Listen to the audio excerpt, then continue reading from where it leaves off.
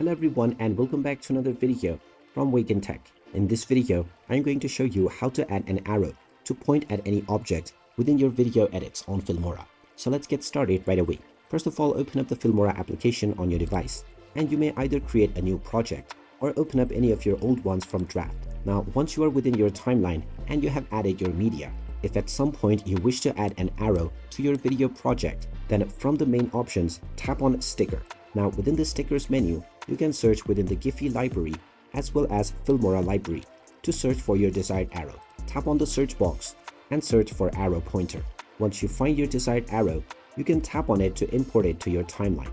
After it is imported, you can change the scale as well as the position where you would like to put this arrow.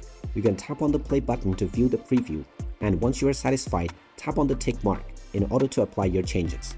And you can also duplicate this arrow if you want to add it to multiple positions. Then just long tap and swipe it to your desired place. And there you have it. That is how easy it is to add arrow pointers within your project on Filmora. If you find this video helpful, make sure you hit that like button and subscribe to our channel if you haven't done so already. Also ring that notification bell to never miss another update from us. Thank you for watching and I will see you again in the next video.